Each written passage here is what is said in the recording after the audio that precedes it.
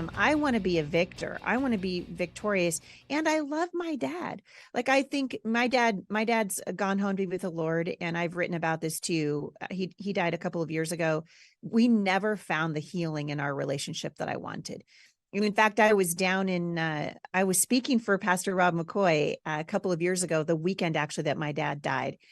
And I remember, just because Rob looked at me, I was surprised that it hurt me the way that it did, because I think daughters in particular always are longing for and so desperately need the affection of their dads. They need to know that when, dads, when you look at your little girl, she needs to know that you see a princess, that you see a beautiful girl who is worthy of love, and who God has great things for. And I never saw that. I never got that from my dad, and I had wanted it my whole life.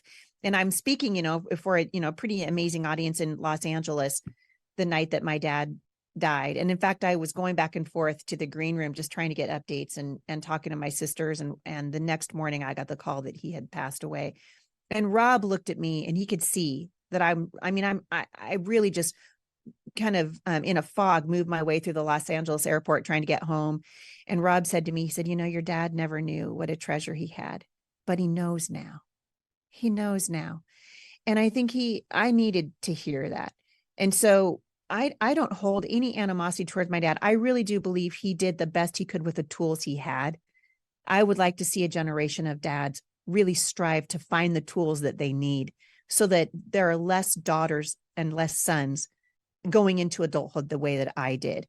But even so, God is the healer. And that's the message. I often tell people, in fact, I had my wife on my podcast and I apologized her publicly because I framed her poorly when we raised our 3 sons. And so I had to go through a process of reframing her. She had to go through a process of reframing herself.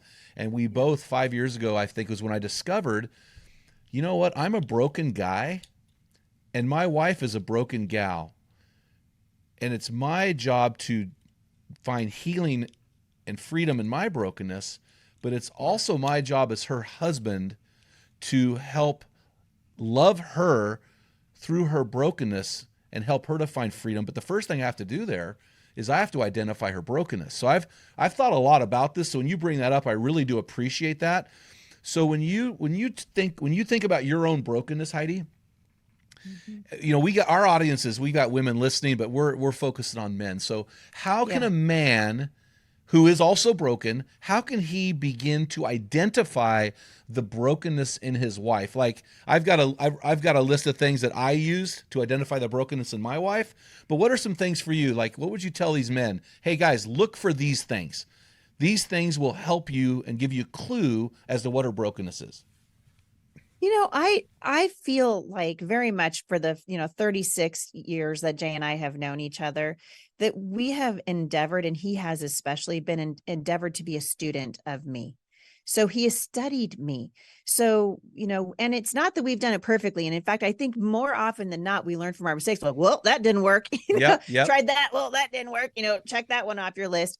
But one of the things that Jay has done consistently is he has looked for strengths in me, and then he's given me opportunities to use those strengths. So rather than focus on the weakness, he has focused on the strength. So the things that he sees that are good. For example, a lot of people ask me, because I speak for a living. I'm gone, sometimes in the summertime for sure. 3 weekends out of every month, I'm gone at different places. Wow. The reason that I'm doing that is because Jay saw a gift in me long time ago when somebody asked me to pinch hit and fill in for another speaker. And I was like, oh no, I don't want to do that. No, I'm not good at that. And I've never done that. I won't try it.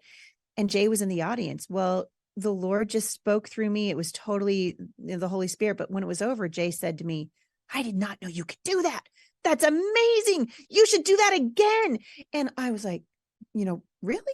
I mean, I think what men need to understand is your wife she is a reflection of the things that you pour into her. Women were born responders. We are born to respond.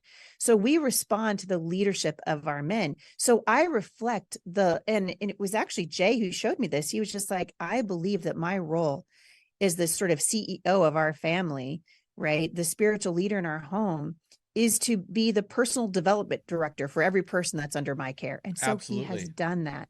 So he has been like the personal development director of Heidi St. John. So if there's anything that Heidi St. John is doing, it has really come from this incredible man who has loved me so well. And it was Jay who said, no, that's not who you are. This is who you are. See, I saw myself through the lens of my dad, but Jay saw me through the lens of the one who made me. And I think, you're instead of, because he could have absolutely pushed me into a victim corner, Totally. right? But he didn't want me there, Because he doesn't want to right? be married to that. He doesn't. And Men want and strength.